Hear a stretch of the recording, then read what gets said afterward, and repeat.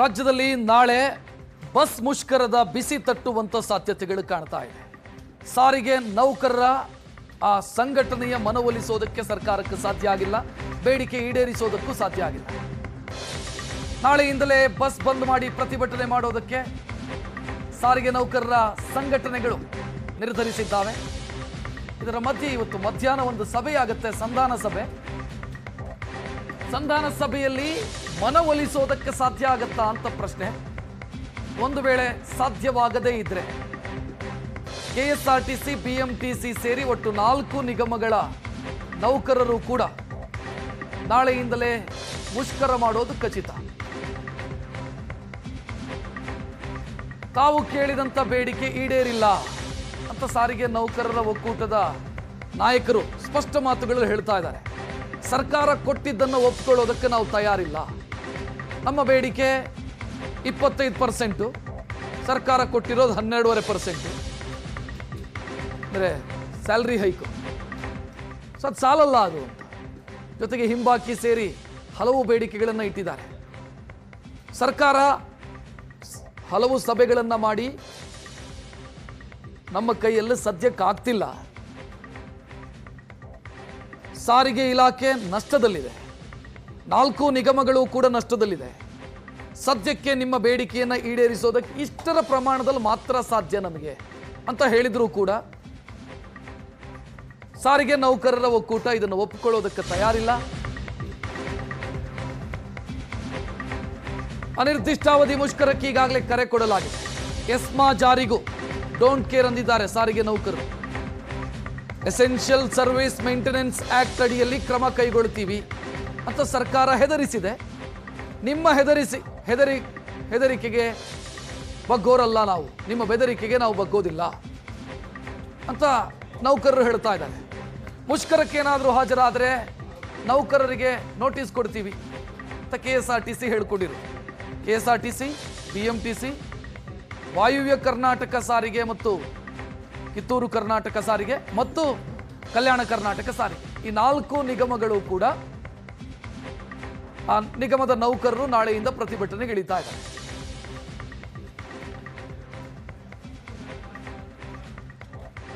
ಹೆಚ್ಚಿನ ಡೀಟೇಲ್ ನೀಡೋದಕ್ಕೆ ನಮ್ಮ ಪ್ರತಿನಿಧಿ ಮಮತಾ ನೇರ ಸಂಪರ್ಕದಲ್ಲಿ. ಮಮತಾ, ಈಗ ಮನವೊಲಿಸುವಂತ ಒಂದು ಕ್ಷೀಣ ಸಾಧ್ಯತೆ ಆದ್ರೂ ಇದೆಯಾ ಮಧ್ಯಾಹ್ನದ ನಂತರ?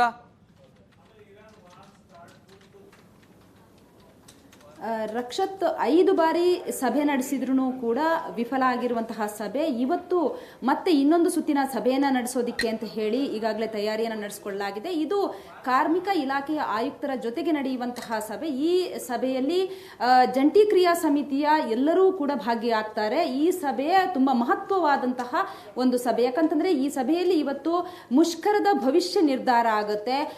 ಜಂಟಿ ಕ್ರಿಯಾ ಸಮಿತಿಯಿಂದ ಇಟ್ಟಿರುವಂತಹ ಬೇಡಿಕೆಗಳು ಇದುವರೆಗೂ ಕೂಡ ಈಡೇರಿಲ್ಲ. 12.5% ವೇತನ ಹೆಚ್ಚಳ ಮಾಡ್ತೀವಿ ಅಂತ ಹೇಳಿ ಸರ್ಕಾರ ಈಗಾಗಲೇ ಹೇಳಿರುವಂತದ್ದು. ಆದ್ರೆ ಈ ಬೇಡಿಕೆಗೆ ಈ ಒಂದು ಏನು ಸರ್ಕಾರದ ಏನು 12.5% ವೇತನ ಹೆಚ್ಚಳ ಮಾಡ್ತೀವಿ ಅನ್ನುವಂಥದ್ದನ್ನ ಹೇಳಿರುವಂತ ಹಿನ್ನೆಲೆಯಲ್ಲಿ ಜನ ಏನು ಈಗಾಗಲೇ ನೌಕರರು ಯಾರು ಕೂಡ ಇದಕ್ಕೆ ಒಪ್ಕೊಂತಾ ಇಲ್ಲ. 25% ಜಾಸ್ತಿ ಮಾಡಬೇಕು ಅಂತ ಹೇಳ್ಕೊಂಡಿರುವಂತ ಹಿನ್ನೆಲೆಯಲ್ಲಿ ಅಷ್ಟೇ ಜಾಸ್ತಿ ಆಗಬೇಕು, ಅದೂ 1/1/2024ರಿಂದಲೇ ಜಾರಿ ಆಗಬೇಕು ಅಂತ ಹೇಳ್ಬಿಟ್ಟು ನೌಕರರೆಲ್ಲರೂ ಕೂಡ ಹೇಳ್ತಾ ಇರುವಂತ. ಹಾಗಾಗಿ ಇವತ್ತಿನ ಸಭೆ ತುಂಬಾ ಮುಖ್ಯವಾಗಿರುವಂತದ್ದು. ಇವತ್ತಿನ ಸಭೆಯಲ್ಲಿ ಸಂಧಾನ ಏನಾಗುತ್ತೆ ಅನ್ನುವಂಥದ್ದು ಮುಖ್ಯವಾಗಿರುವಂತದ್ದು. ಈಗಾಗಲೇ ಗೃಹ ಸಚಿವರು ಕೂಡ ಏನು ಜಂಟಿ ಕ್ರಿಯಾ ಸಮಿತಿಯ ಜೊತೆಗೆ ಒಂದು ಅಂದ್ರೆ ಫೋನ್ ಮೂಲಕ ಏನು ಮಾತನಾಡಿದ್ದಾರೆ. ನಾಳೆ ನಡೆಯುವಂತಹ ಒಂದು ಕಪ್ಪು ಬಾವುಟವನ್ನ ಪ್ರದರ್ಶನ ಮಾಡ್ತೀವಿ ಅಂತ ಹೇಳ್ಬಿಟ್ಟು ನೌಕರರ ಸಂಘ ಏನು ಹೇಳಿತ್ತು ಅದನ್ನ ವಾಪಸ್ ತಗೊಳ್ಳಿ ಅಂತ ಹೇಳಿ ಮನವೊಲಿಸಿದ್ದಾರೆ.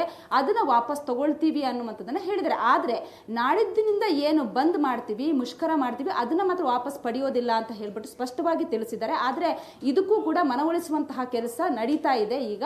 ಆದ್ರೆ ಇವತ್ತು ಸಂಜೆ 3 ಗಂಟೆಗೆ ನಡೆಯುವಂತಹ ಸಭೆ ತುಂಬಾ ಮಹತ್ವವಾದದ್ದು. ಈ ಸಭೆಯಲ್ಲಿ ಜಂಟಿ ಕ್ರಿಯಾ ಸಮಿತಿ ಏನ್ ಹೇಳುತ್ತೆ ಮತ್ತೆ ಕಾರ್ಮಿಕ ಸಂಘದ ಆಯುಕ್ತರು ಏನ್ ಹೇಳ್ತಾರೆ ಅನ್ನುವಂಥದ್ದು, ಇವರಿಬ್ಬರ ಮಧ್ಯೆಯಲ್ಲಿ ಏನೇನು ನಡೆಯುತ್ತೆ ಅಂದ್ರೆ ಜಂಟಿ ಕ್ರಿಯಾ ಸಮಿತಿ ಹೇಳ್ತಾ ಇರುವಂತದ್ದು ಕೇವಲ ಭರವಸೆ ಬೇಡ, ನಮಗೆ ಸ್ಥಳದಲ್ಲಿ ನಮ್ಮ ಹತ್ರ ಹೇಳಿದ ತಕ್ಷಣ ಅದನ್ನ ಈಡೇರಿಸಬೇಕು ಹೆಚ್ಚಿಸಬೇಕು ಅನ್ನುವಂಥದ್ದನ್ನ ಪಟ್ಟು ಹಿಡಿದಿರುವಂಥದ್ದು. ಅಂದ್ರೆ 12.5% ವೇತನ ಹೆಚ್ಚಳ ಮಾಡ್ತೀವಿ ಅಂತ ಹೇಳಿದ್ರೆ ಅದು ಬೇಕಾಗಿಲ್ಲ, 25% ವೇತನ ಹೆಚ್ಚಳ ಮಾಡಲೇಬೇಕು ಅನ್ನುವಂಥದ್ದನ್ನ ಪಟ್ಟು ಹಿಡಿದಿರುವಂಥದ್ದು. ಹಾಗಾಗಿ ಒಂದು ಕಡೆ ಏನು ಜಂಟಿ ಕ್ರಿಯಾ ಸಮಿತಿ ಜೊತೆಗೆ ಈ ಕಡೆ ಏನು ಸರ್ಕಾರ ನಡುವೆ ಭಾರಿ ಜಟಾಪಟಿ ನಡೀತಾ ಇದೆ. ಒಂದು ವೇಳೆ ಇದು ಇವತ್ತಿನ ಸಭೆ ಏನಾದರೂ ಸಕ್ಸಸ್ ಆದರೆ ಮುಷ್ಕರವನ್ನ ವಾಪಸ್ ಪಡಿತಾರೆ, ಇಲ್ಲ ಅಂತಂದ್ರೆ ಖಂಡಿತವಾಗಿ ನಾಳೆ ರಾತ್ರಿಯಿಂದನೇ ಇಡೀ ಅಂದ್ರೆ ರಾಜ್ಯಾದ್ಯಂತ ಒಂದು KSRTC, BMTC ಸೇರಿದಂತೆ 4 ನಿಗಮದ ಸುಮಾರು 30,000ಕ್ಕೂ ಹೆಚ್ಚು ಬಸ್ಗಳು ರಸ್ತೆಗೆ ಇಳಿಯೋದಿಲ್ಲ. ಜೊತೆಗೆ 1.5 ಲಕ್ಷಕ್ಕೂ ಹೆಚ್ಚು ನೌಕರರು ಈ ಒಂದು ಮುಷ್ಕರದಲ್ಲಿ ಕೂಡ ಭಾಗಿಯಾಗ್ತಾರೆ. ಹಾಗಾಗಿ ಈಗಾಗಲೇ ಏನು ಸಾರಿಗೆ ಇಲಾಖೆಯಿಂದಲೂ ಒಂದು ನೋಟಿಸ್ ಅನ್ನ ಜಾರಿಗೊಳಿಸಲಾಗಿದೆ. ಯಾರ್ಯಾರು ಕೆಲಸಕ್ಕೆ ಬರೋದಿಲ್ವೋ ಅವರಿಗೆ ಸಂಬಳವನ್ನು ಕೂಡ ಕೊಡೋದಿಲ್ಲ ಅನ್ನುವಂತಹ ಒಂದು ಆದೇಶವನ್ನು ಈಗಾಗಲೇ ನೋಟಿಸ್ ಅನ್ನು ಕೂಡ ಜಾರಿಗೊಳಿಸಲಾಗಿದೆ. ಆದರೆ ನೌಕರರು ಹೇಳ್ತಾ ಇರುವಂಥದ್ದು, ನಾವು ಯಾವ ನೋಟಿಸ್ಗೂ ಕೂಡ ಬಗ್ಗೋದಿಲ್ಲ. ಈ ಬಾರಿ ಕಳೆದ ಹಲವಾರು ವರ್ಷಗಳಿಂದಲೂ ಕೂಡ ಇದೇ ನಡೀತಾನೆ ಇದೆ. ನಮ್ಮ ಸಮಸ್ಯೆಯನ್ನು ಅವರು ಸರಿಪಡಿಸ್ತಾ ಇಲ್ಲ, ಬರೀ ಏನು ಈಡೇರಿಸ್ತೀವಿ ಅಂತ ಹೇಳ್ತಾರೆ, ಆದರೆ ಯಾವುದೂ ಕೂಡ ಈಡೇರ್ತಾ ಇಲ್ಲ. ಈ ಬಾರಿ ನಾವು ಪಟ್ಟನ್ನ ಹಿಡಿತೀವಿ, ಜೊತೆಗೆ ಮುಷ್ಕರವನ್ನ ಮಾಡ್ತೀವಿ ಅನ್ನುವಂತಹ ಒಂದು ಪಣವನ್ನು ತೊಟ್ಟಿದ್ದಾರೆ. ಹಾಗಾಗಿ ಇವತ್ತಿನ ಸಭೆಯಲ್ಲಿ ಏನಾಗುತ್ತೆ ಅನ್ನುವಂಥದ್ದನ್ನ ಕಾದು ನೋಡ್ಬೇಕಾಗುತ್ತೆ. ರಕ್ಷತ್, ಧನ್ಯವಾದ ಮಮತಾ ಮಾಹಿತಿಗೆ.